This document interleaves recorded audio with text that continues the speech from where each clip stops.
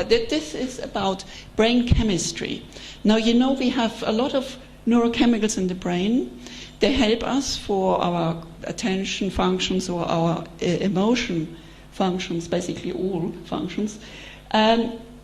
There are some transmitters in the brain which are so-called happy chemicals. They give you happiness or positive emotions.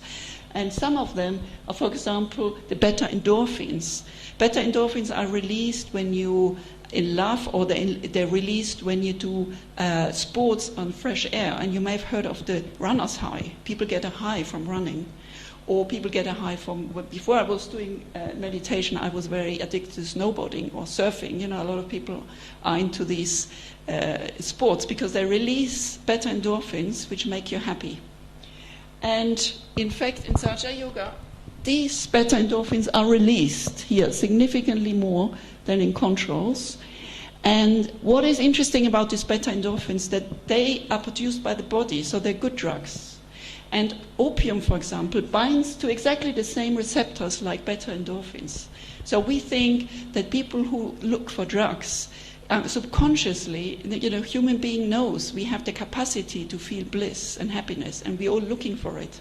And we can achieve it through meditation. But people who go into drugs probably trying to find it somewhere else because they don't know how to meditate. And the same probably for people who go into sports or other things, or become addicted to love, which is the same principle. This is a study which was not done in Sahaja Yoga meditation, but another kind of meditation. They found enhanced dopamine. So again, dopamine is also released when you take opium or heroin. And this is a drug important for pleasure.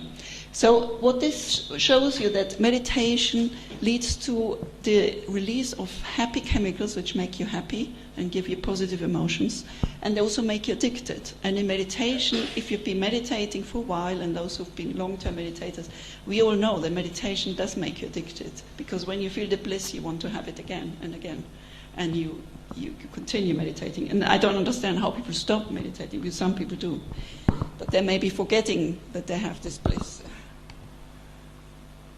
So lastly, this is a very interesting study which has shown that meditators are more detached.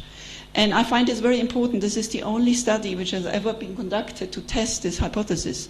And as I said, to me, that's the most important feature of meditation, that you become more detached and you become more resilient to negative life events.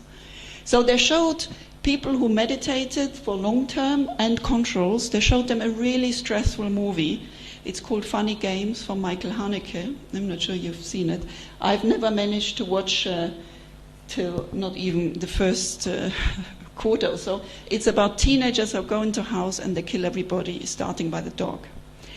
And it's, as I said, really horrible. So after the movie, they tested the psychological rating of their emotions, of the controls, which are the blues, and the meditators, which are the red ones. And the meditators keep their cool much more, so the controls have much more effect from the movie. So they feel more sad, they feel more contempt, they feel more disgusted, more anger, so they react much stronger to the movie. Then they measured on the skin the sympathetic nervous activity, which indicates stress. And again, the meditators are much less stressed at the body level. Then they measured the brain while they're watching the movie. And gamma activity is a very high frequent activity. So this is the opposite of theta. This is activity when you're emotionally stressed. And you can see after the movie, the controls have this high gamma activity. They're emotionally highly stressed. While the meditators show no brain response. They're the same like before the movie. So they keep their cool. So basically what this shows is when you're meditating and you're exposed to stressful stimuli, you keep your cool much better at the psychological level, at the body level, and at the brain level. And this is really important because, as I said, you know, we all go through negative life events. There is no way of avoiding it, but it's how you cope with them and how resilient you are and how strong you're able to actually be detached and not get carried away by all those negative events which happen to you. That determines whether you will be healthy or whether you will develop depression or anxiety or whatever. And I think this is really important. And as I said, this is what Buddha was aiming at when he saw there's a lot of suffering in the world. He wanted to find a method where you cope with all the negative life events, and meditation is one of them. So what about effects on your health? This study I really like because I think it's great. They have tested 350 Sahaja Yoga meditators in Australia. And they had to score on sort of established medical questionnaires of their physical health, their mental health, general health. They found that the Sahaja Yoga meditators were better than the controls and better than another group of meditators. But what was very interesting is then he tested what makes you more healthy when you meditate. Is it the hours of meditation? Is it how many meditation meetings you attend? Is it all the rituals you do, the mantras? And he tested everything, and he found there's only one thing which determines how good you are which determines whether you're better in your mental or your general health. And that is the state of thoughtless awareness. So what he found, for example, these are people who achieve thoughtless awareness once or twice per month. This is the Australian average. So if you only achieve thoughtless awareness once or twice per month, you're not better than the average.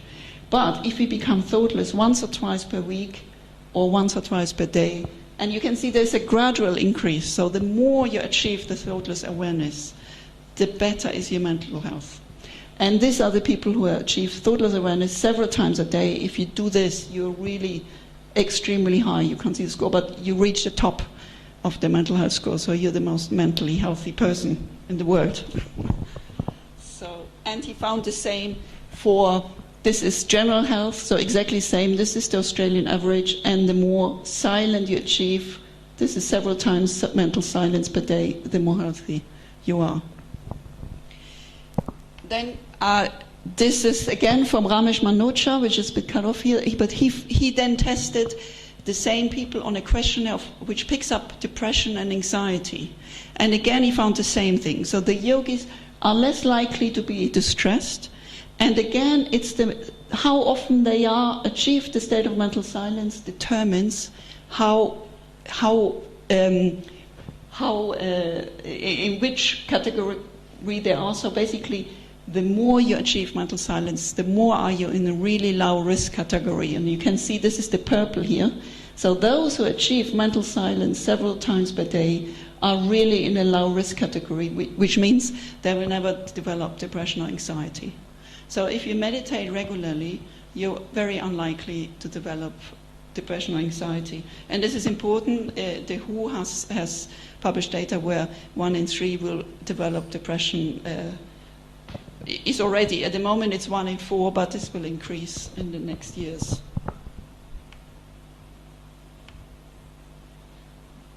So the conclusion is Sahaja Yoga has a significant beneficial effect on your health, and the benefits are associated with the state of mental silence.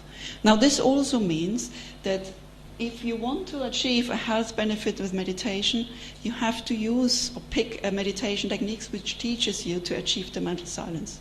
And as you know, there are many meditation techniques out there, and stretching the body with yoga will not do the trick.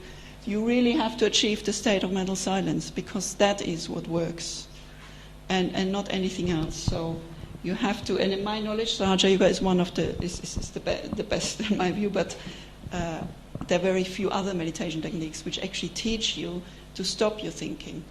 For example, mindfulness meditation helps you reduce your thinking, but they don't show you how to stop it. And that's the key thing. You have to learn to achieve this mental silence. So what about illnesses? There have been several studies on mental illness and on physical illness. So once you're ill, you can also use Sahaja Yoga meditation as a treatment. And this is a study, the first study is a study which was conducted in Exeter University by Adam Morgan. And he used a group of people with depression, and he taught them either Sahaja Yoga meditation, or they did nothing, or they used cognitive behavioral therapy, which is a treatment which works and which you get at the NHS. But as you can see, Sahaja Yoga meditation was significantly better than the traditional treatment from the NHS. And it was better in improving the anxiety of the people, the depression, and the general mental illness. And of course, if you can use a treatment which doesn't involve medication, then that's much better. This is a study on work stress, also by Ramesh Manocha in Australia. He tested people who feel stressed at work, and almost everybody nowadays is in that situation. He gave them 2 months of Sahaja Yoga meditation, or he gave them transcendental meditation, which is this pink one here. And the transcendental meditation did not work, but the Sahaja Yoga meditation significantly improved the symptoms of work stress, so people felt less stressed after 2 months of Sahaja Yoga meditation. They felt less depressed, and this didn't reach significance, but was also better, as you can see. So, of course, we know why this is, because Sahaja Yoga meditation activates the parasympathetic nervous system, which de-stresses the body, and that could, of course, be the effect. It could also be because of the effects we've seen on the brain.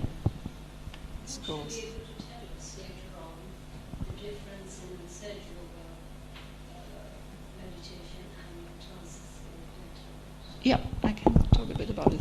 So this is a study by Wolfgang Hackel in Austria. He tested meditators and he checked after a year whether they would stop their drug consumption. And of course this was anonymous. What he found is that after a year, only 77% still took their drugs, and they took all sorts of drugs, cocaine, heroin, marijuana, and alcohol, whatever. But what is really remarkable that after only 1 week, he found a reduction in the drug consumption in almost 60%. And this is quite remarkable. There's no other treatment you have where you actually stop taking your drugs so quickly after only 1 week. And I think this is because what they've shown you, that Sahaja Yoga meditation activates those beta endorphins, dopamine. You have all these happy chemicals released, which you also activate with the drugs. But if you can achieve it with meditation, then you don't need the drugs. And of course the drugs have side effects. And if you take drugs for a long time, you have a rebound effect. You develop anhedonia and you don't find any pleasure anymore. So this is of course much better because this doesn't have any side effects. And cheaper. And it's cheaper, much cheaper. Well, that's also true. This is a study I was involved in where we tested effects on attention deficit, hyperactivity disorder. These are children who are restless, hyperactive, and inattentive. So we thought, of course, meditation would calm them down, but also we thought because meditation enhances attention areas of the brain, it would improve their attention. And we found a significant reduction of all the symptoms, so they become less inattentive, less restless. And this happened despite the fact that most of them even stopped their medication, so they still improved. What is interesting that the effect is very similar to that which you see with stimulant medication, and nowadays ADHD children are treated with stimulants like amphetamine kind of drugs. And they have, of course, side effects. They work very well, but they have side effects. So if you can achieve the same with meditation, then that's, of course, better because you don't get the side effects. So what about physical illnesses? Yoga meditation, there's a significant reduction of the epileptic attacks, and even more after 6 months. And the control condition didn't do anything. So this shows that Sahaja Yoga meditation is good for physical illness like epilepsy. It's not clear why, maybe because it activates the parasympathetic nervous system, or maybe because of the brain changes. This is a study on asthma, which is a very physical disorder, and they gave them 2 months of 2 weekly sessions of Sahaja Yoga meditation, and there was a significant improvement of the asthma severity. And what is interesting about this study is that after the 2 months, they followed them up after another month. So then after the 2 months, people actually stopped meditating. And what happened after the month, they went back and the asthma severity came back. So what this shows, of course, which is logical, that if you do meditation to improve your physical or mental health, you have to do it continuously. You can't just do it for a month and then as soon as you're better, you stop. And then your bad health will come back. But this is the same with medication, of course. And you have to do it in a regular basis. And of course, a lot of people don't have the discipline to continue. This is a study on menopause. Again, very interesting. He found a reduction on the hot flushes, which was very similar to the hormone replacement therapy. And hormone replacement therapy is associated with cancer risk. So it's, of course, better to use this rather than a drug which predisposes you to cancer. So Sahaja Yoga meditation has shown beneficial effect on mental and physical health, and there have never been any side effects. So all the studies so far have been positive. So to conclude, so we've learned that Sahaja Yoga meditation enhances the parasympathetic nervous system. That is crucial for the restoration of the body functions. What we will do is activate this limbic system, which is where my last slide is. If you follow this slide, you will see where we're going. And this is exactly the kingdom of God, the mental silence. And if you want to know more, there are a few web pages which tell you more about the research. Thank you.